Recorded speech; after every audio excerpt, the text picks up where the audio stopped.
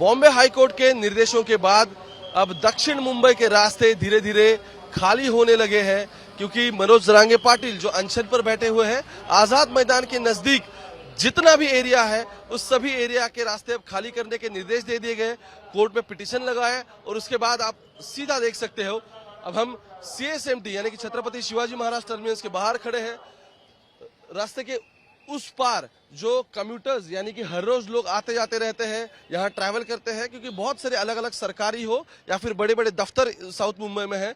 पिछले 4-5 दिन से ये सब कुछ सुविधाएं बंद हो गई थी, क्योंकि आंदोलक बड़ी तादाद पर यहाँ पहुंचे। जरांगे पाटिल का कहना था कि हम सिर्फ आजाद मैदान लेंगे। उन्होंने गवर्नमेंट को यानी कि यहाँ की पुलिस ने जो नोटिस दिया था उससे रिटर्न में आंसर दिया था, लेकिन वो हो ना पाया। 5000 से ज्यादा यहाँ आंदोलक आ गए तो अलग अलग जगह ऑक्यूपाई हो गई। बैरिकेडिंग अब हुआ है। ये रास्ता जो मेट्रो सिनेमा की तरफ जाता है वहां पार्किंग किए हैं और जितनी भी गाड़ियां हैं वो अलग अलग पार्किंग लॉट में अब भेजी जाएगी। इसलिए पिछले 2-3 दिन से जो आंदोलक यहाँ रास्ते पर थे, जो खुद यहाँ बैठे बैठे आंदोलन कर रहे थे, उनको हटाया गया है और पूरा रास्ता आपको ये क्लीन होता हुआ नजर आएगा। पिछले 4 दिन से मनोज जरांगे खुद मुंबई में हैं।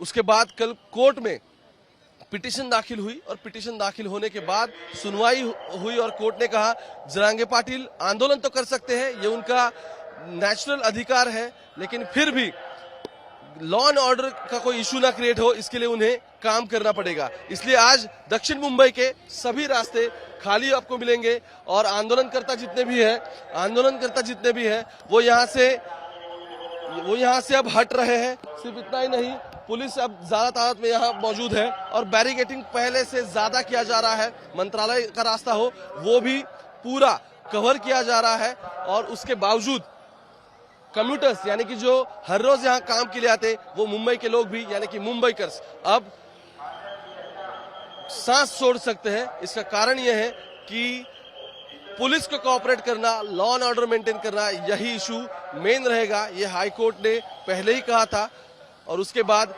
कार्यकर्ता भी अब कोऑपरेट करते हुए नजर आ रहे हैं। कैमरा पर्सन मंदार के साथ ओमकार वाबले, मुंबई।